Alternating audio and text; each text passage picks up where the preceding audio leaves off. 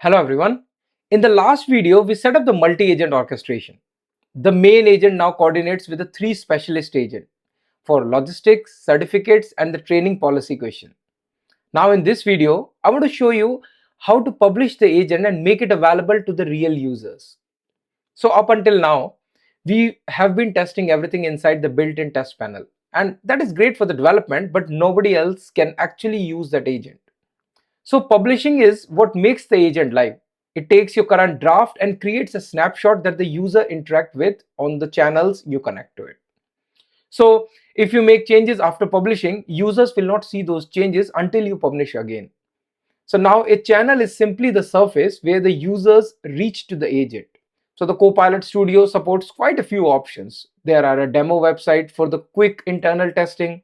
There is a custom website embedded where you paste a snippet into your own HTML. Microsoft Teams is the enterprise option where the agent appears to be a regular chat. And SharePoint lets you pin the agent to the intranet channel or the internet page. And there are also external channels like the WhatsApp and Facebook Messenger if you need customer facing access.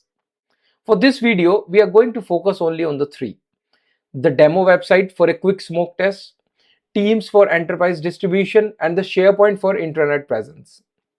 And one important thing before we publish: our agent uses the Outlook connector to send the emails and the Dataverse connector to read and write the data. And both of those needs the user identity.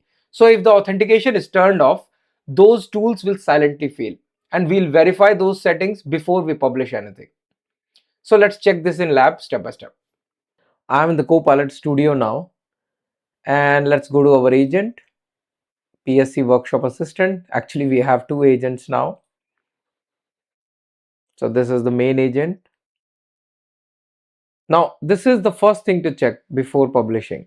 So if the authentication is set to none, so any tool that uses the user authentication will break. And it can be the email, Office 365, or the Dataverse connection.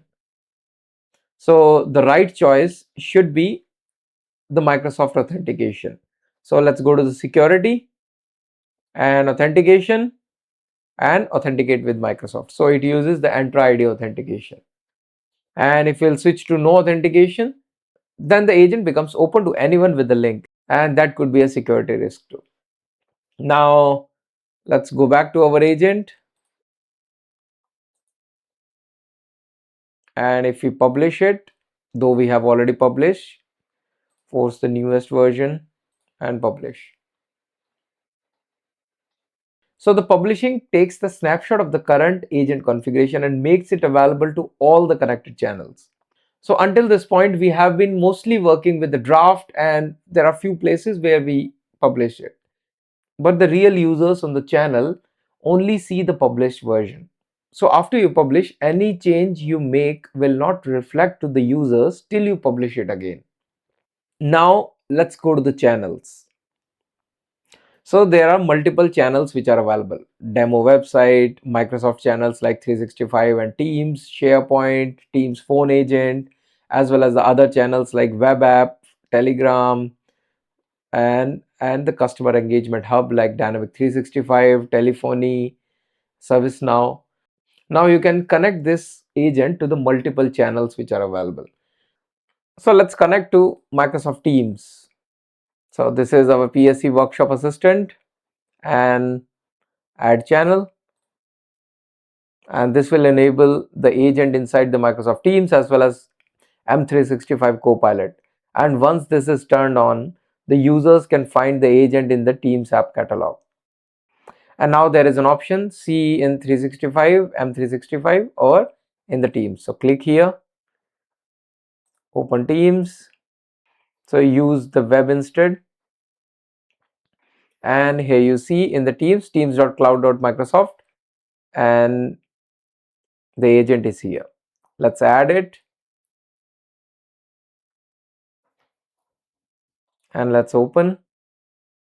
How many seats are available for intro to Copilot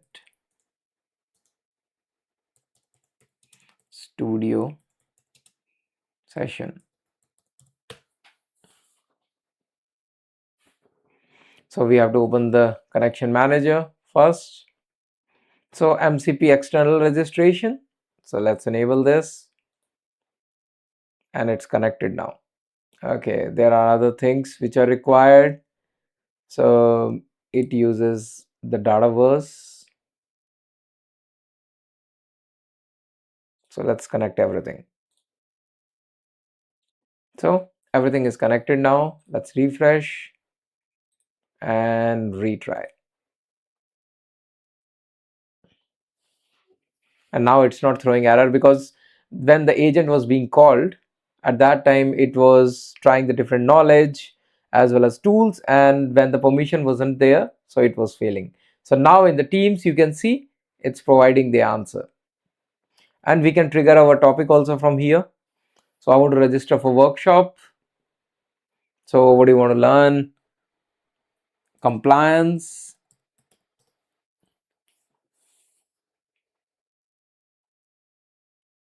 and security. So let's go for this one, security and compliance, security and governance, sorry.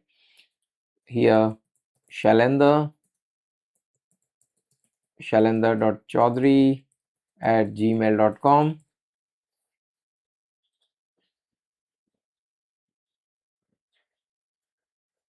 and an email has been sent and all the details are provided here. So registration is done, it's confirmed, I'm in the wait list. So which you can see here. And you can clearly see if you're using the Microsoft Authentication, you can only see the Teams and M365 channels and the SharePoint.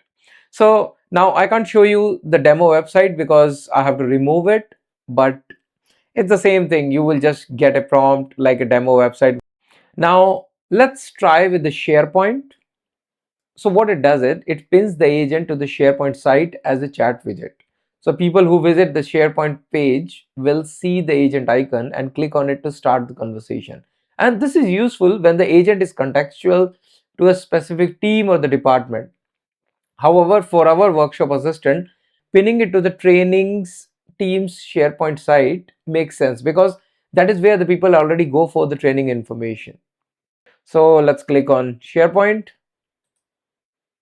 So the demo site, and deploy. So it's deployed. Let's go to the SharePoint, or you can go from here directly.